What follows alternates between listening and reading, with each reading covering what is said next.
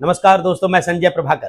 पश्चिम बंगाल में वंदे मातरम को लेकर बहुत बड़ा और बेहद संवेदनशील फैसला सामने आया है। रिपोर्ट्स के मुताबिक मदरसा शिक्षा निदेशालय ने 19 मई को आदेश जारी किया और 21 मई को यह फैसला बड़े पैमाने पर सामने आया कि पश्चिम बंगाल के मदरसों में वंदे मातरम अनिवार्य होगा। यानी अब हर मदरसे में क्लास शुरू होने से पहले वंदे मातरम गाना जरूरी होगा, बिल्कुल जरूरी, अनिवार्य है। ऐसे में आज सवाल यह खड़ा होता है कि क्या पश्चिम बंगाल में नई सत्ता शुभेंदु अधिकारी की सरकार देशभक्ति सिखा रही है या पहचान की राजनीति का नया पाठ पढ़ा रही है? बहुत बड़ा सवाल है, गंभीरता से सोचिएगा। क्या वंदे मातरम के नाम पर मुसलमानों को एक बार फिर राजनीतिक कटघरे में खड़ा किया जा रहा है? क्या मदरसों के बच्चों से यह पूछा जाएगा कि पहले अपनी वफादारी साबित करो फिर पढ़ाई करो? या फिर यह सचमुच एक ऐसा फैसला है जिसे हर भारतीय को सहज तौर पर, सहज रूप से स्वीकार कर लेना चाहिए, बिल्कुल करना चाहिए? ये सवाल उठ रहे हैं। लेकिन मामला छोटा नहीं है, बहुत सामान्य नहीं है। पश्चिम बंगाल सरकार ने राज्य के मदरसों में सुबह की प्रार्थना सभा यानी कि प्रेयर से पहले वंदे मातरम को अनिवार्य करने का फैसला लिया है। इसको लेकर नोटिफिकेशन जारी हो जाने की खबर सामने आ गई है पूरी मीडिया में। अब करीब करीब जो मेरे ऑनलाइन रिसर्च में जो बातें सामने आई हैं वो मैं आपके सामने रख रहा हूं। करीब 614 यानी कि 614 मदरसों और करीब करीब 4 से 5 लाख छात्रों पर इसका असर पड़ेगा। और ये आंकड़ा दोस्तों जो मैं कह रहा हूं आपके सामने, ये आंकड़ा टाइम्स ऑफ इंडिया की रिपोर्ट में सामने आया है। और सरकार का तर्क साफ है, ये राष्ट्रगीत है, राष्ट्र गौरव है, इसमें आपत्ति क्यों? आपत्ति बिल्कुल नहीं होनी चाहिए, ये सरकार का कहना है। लेकिन राजनीति में सवाल सिर्फ फैसले का नहीं होता, उसके मैसेज का भी होता है। जन जन में क्या मैसेज जा रहा है, लोगों में, आम जनता में क्या संदेश जा रहा है, ये बहुत मैटर करता है। और यही संदेश इस वक्त बंगाल की राजनीति को गरमा रहा है दोस्तों। हो सकता है आपकी नजर भी इस पर होगी। और खबरों की दुनिया की अगर हम बात करें, क्योंकि सिर्फ राजनीतिक दल की ही नहीं, खबरों की दुनिया में भी इस फैसले को लेकर तीखी बहस छिड़ी हुई है। द टेलीग्राफ बहुत बड़ा अखबार है, बहुत बड़ा न्यूज प्लेटफॉर्म है। द टेलीग्राफ ने अपनी रिपोर्ट में साफ लिखा है कि यह सिर्फ नया गीत जोड़ने का मामला नहीं है, बल्कि मदरसों में पहले से चल रही प्रार्थना व्यवस्था को बदलने वाला फैसला है। और आनंद बाजार पत्रिका ने भी इसे सरकार के बड़े राजनीतिक फैसले की तरह प्रमुखता से उठाया है, प्रमुखता दी है। और सवाल यह नहीं है कि वंदे मातरम का सम्मान होना चाहिए या नहीं, सवाल यह बिल्कुल नहीं है। सवाल यह है कि सम्मान और अनिवार्यता में फर्क है या नहीं। गौर कीजिएगा मेरी बात पर। देखिए, वंदे मातरम कोई मामूली गीत तो है नहीं, यह आजादी की लड़ाई का प्रतीक रहा है, सभी जानते हैं। अंग्रेज अब तक याद कर रहे होंगे पीढ़ी दर पीढ़ी। लाखों स्वतंत्रता सेनानियों ने इसे जोश के साथ गाया आजादी पाने के लिए। लेकिन लोकतंत्र का असली इम्तिहान दोस्तों तब होता है जब आप किसी प्रतीक के सम्मान और नागरिक की अंतरात्मा दोनों को एक साथ लेकर चले।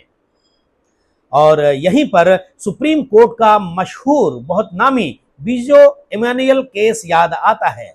बीजो इमैनुअल केस, यह था क्या? देखिए, जो मेरे रिसर्च में जो बातें सामने आई है मैं आपको सामने रख रहा हूं। बात 1980 की है, बात 1980 के दशक की है, जिसमें केरल के 3 स्कूली बच्चों ने राष्ट्रगान के दौरान खड़े होकर पूरा सम्मान दिया, लेकिन अपनी धार्मिक मान्यता के कारण इसे गाया नहीं। मामला सुप्रीम कोर्ट पहुंचा।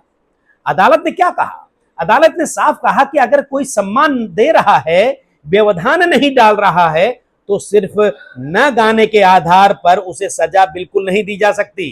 यानी लोकतंत्र में देशभक्ति का मतलब सिर्फ एक जैसा व्यवहार नहीं, बल्कि संविधान के भीतर अंतरात्मा की आजादी भी है। और अब यही सवाल बंगाल में उठ रहा है। इस समय लोग चर्चा कर रहे हैं, गली गली, नुक्कड़ नुक्कड़ और अलग अलग जगह पर कर रहे हैं बातें। अगर कोई बच्चा या अभिभावक कहे कि सम्मान है, वंदे मातरम गाना, लेकिन धार्मिक आधार पर अनिवार्य गायन पर आपत्ति है, ऑब्जेक्शन है, तो क्या सरकार संवाद करेगी, बात करेगी, कम्युनिकेशन करेगी, या सीधा ठप्पा लगा देगी, मुहर, भाई यही है मामला, तुगलकी फरमान। और यही दोस्तों आम दर्शकों के मन में, आम जनता के मन में एक दूसरा सवाल भी उठता है। हो सकता है कि आप में से कई लोगों के मन में उठ रहा हो ये सवाल, भाई अगर आप भारत के नागरिक हैं, इस मिट्टी में रहते हैं, तो वंदे मातरम के सम्मान से परेशानी कैसी, है ना। लेकिन यही संविधान का दूसरा पहलू भी सामने आता है। दूसरा पहलू, सम्मान और जबरन एक जैसा व्यवहार करवाना, दोनों अलग अलग बातें हैं, है ना, दोनों में फर्क है कि नहीं। यही इस पूरे विवाद का केंद्र है, यही इस पूरे कंट्रोवर्सी का पॉइंट है, सेंटर है। शुभेंदु अधिकारी की सरकार के समर्थक क्या कहेंगे, वो कहेंगे भाई वंदे मातरम से दिक्कत क्यों है, लेकिन सवाल पलटकर भी पूछा जा रहा है, पूछा जा सकता है, लोग कह भी रहे हैं अगर कोई प्रतीक इतना महान है तो इसे आदेश से क्यों लागू करवाना पड़ रहा है। सम्मान तो दिल से आता है ना भाई, या सरकारी सर्कुलर से आता है, ये सवाल उठ रहे हैं। अब जरा इसकी पॉलिटिक्स को समझिए, इसकी राजनीति को समझिए। हालांकि आप जानते होंगे, बस हम चर्चा कर रहे हैं। टाइम्स ऑफ इंडिया ने इसे नई सरकार के, शुभेंदु अधिकारी की सरकार के शुरुआती बड़े वैचारिक फैसलों में गिना है। यानी मुख्य धारा की मीडिया में भी इसे सिर्फ शिक्षा का रूटीन फैसला नहीं, बल्कि राजनीतिक मैसेज के तौर पर देखा जा रहा है। तो ऐसे माहौल में मदरसों पर यह फैसला सिर्फ प्रशासनिक आदेश नहीं रह जाता, एडमिनिस्ट्रेटिव ऑर्डर भर नहीं रह जाता, ये पॉलिटिकल मैसेज बन जाता है आम जनता के लिए, समूचे देश के लिए। और यहीं से एक नैरेटिव बदलता है दोस्तों, नैरेटिव बदल जाता है बिल्कुल। दोस्तों कई लोग इसे नागरिक अधिकारों और अल्पसंख्यक संवेदनशीलता के चश्मे से भी देख रहे हैं। अब इस नजरिए से आप सहमत हो या नहीं, ये बात दीगर है, अलग है, लेकिन ये चर्चा जमीन पर मौजूद है। हो सकता है आप देख रहे होंगे अलग अलग जगह ये बातें हो रही हैं। और दिलचस्प बात यह है कि अभी तक इस पश्चिम बंगाल वाले फैसले पर, शुभेंदु अधिकारी के इस फैसले पर किसी बड़े नेशनल मुस्लिम संगठन का बहुत जोरदार औपचारिक यानी ऑफिशियल विरोध सामने नहीं आया है मेरी नजर में। तो हो सकता है कि आपकी नजर में आया हो तो पता नहीं, लेकिन मेरी नजर में तो नहीं आया। मेरे रिसर्च में जब मैं ये रिकॉर्डिंग कर रहा हूं ये वीडियो, तब तक तो नहीं आया। लेकिन AIMIM के चीफ असदुद्दीन ओवैसी पहले, इससे बहुत पहले, वंदे मातरम को लेकर ये जरूर कह चुके हैं कि देशभक्ति जबरन नहीं थोपी जा सकती, और राजनीति परसेप्शन से भी चलती है दोस्तों। राजनीति जो है परसेप्शन से भी चलती है।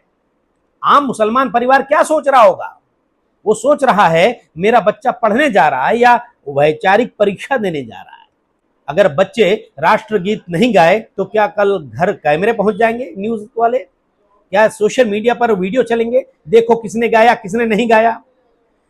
तो क्या हर असहमति को राष्ट्र विरोध बताने का दौर शुरू हो जाएगा। और दूसरी तरफ आम हिंदू परिवार का एक हिस्सा ये सोच रहा होगा, और कह सकते हैं कि देश का एक बड़ा हिस्सा सोच रहा होगा, अगर ये राष्ट्रगीत है तो इसमें समस्या क्या है भाई, प्रॉब्लम क्या है। यही वो पॉइंट है दोस्तों जहां समाज दो हिस्सों में बहस करने लगता है। और जब बहस पहचान पर टिक जाए, गौर कीजिएगा मेरी बात को, और जब कोई भी बहस पहचान पर टिक जाए, रुक जाए, तो दरारें गहरी होती हैं। आप आपस में जो संबंध है उसमें दरारें आती हैं और गहरी होने लगती है। बंगाल जैसे राज्य में ये और संवेदनशील मामला है।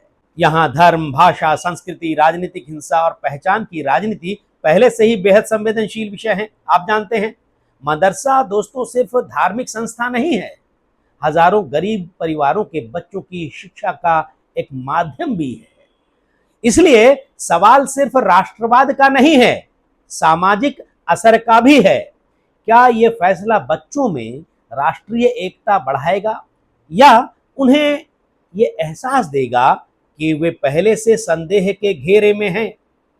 और ध्यान रखिए, लोकतंत्र में सरकार को सिर्फ यही होना काफी नहीं है, समझदार भी होना पड़ता है।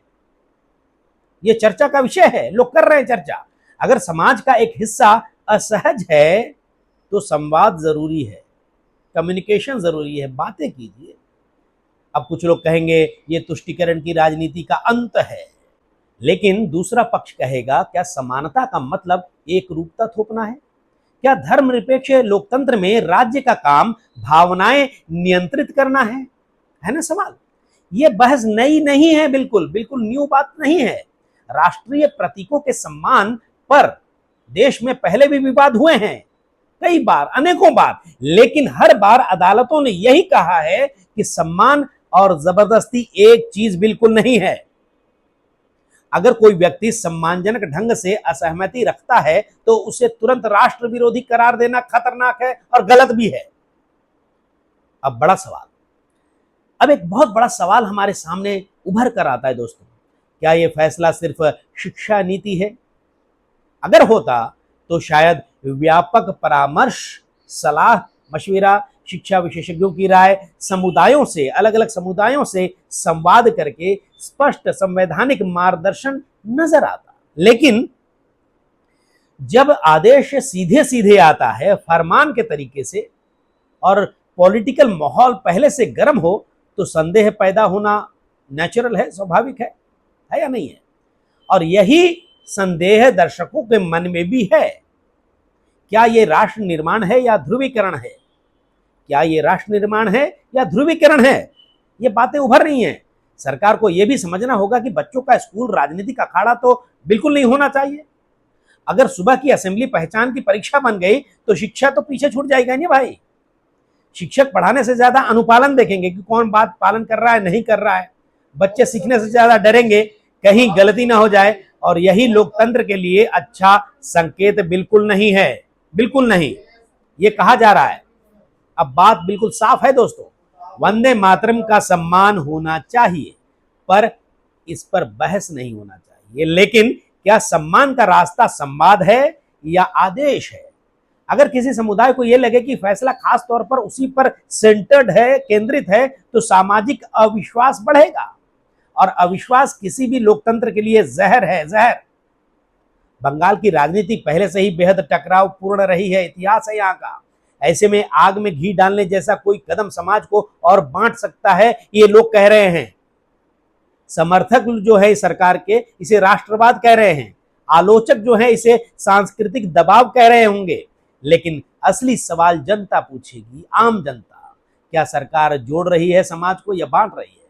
क्या देशभक्ति प्रेम से आएगी या भय से पैदा की जाएगी? क्या एक बच्चा अपने देश से प्यार इसलिए करेगा कि उसे समझाया गया, या इसलिए कि उसे मजबूर किया गया? गंभीरता से सोचिएगा। और अंत में यही कहना चाहूंगा दोस्तों कि यही सबसे बड़ा सवाल है, क्या भारत इतना कमजोर है कि अपने बच्चों से प्रेम नहीं प्रमाण पत्र मांगे? क्या वंदे मातरम की आत्मा आदेश से जिंदा रहेगी या दिल से? बंगाल की नई सत्ता को यह समझना होगा कि राष्ट्रीय प्रतीकों का सम्मान तभी स्थायी होगा या होता है जब नागरिक उसे अपना माने, ऐसा नहीं कि उसके ऊपर सीधा थोपा हुआ समझाया जाए। और अगर ये फैसला संवाद, संवेदनशीलता और संविधान के संतुलन के साथ लागू किया गया होता तो बहस कम होगी। बहस होती ही नहीं, जो अब विरोध हो रहा है, कई लोग विरोध के स्वर हम सुन रहे हैं। लेकिन अगर राजनीतिक शक्ति प्रदर्शन बन गया तो समाज में दरार तो चौड़ी होगी ना भाई, सोचिएगा। ऐसे में तब जब सवाल वंदे मातरम का नहीं रहेगा, सवाल लोकतंत्र के भरोसे का होना चाहिए। तो दोस्तों, आपको क्या लगता है कि शुभेंदु अधिकारी की सरकार ने मदरसों में प्रार्थना से पहले राष्ट्रगीत वंदे मातरम गाना जरूरी कर दिया है? क्या यह सही है? अगर सही है तो क्यों? और आपको अगर गलत लग रहा है तो वो भी बताइए कमेंट बॉक्स में क्यों। चलिए, इस वीडियो पर आप अपनी राय जरूर दीजिएगा कमेंट बॉक्स में। नमस्कार।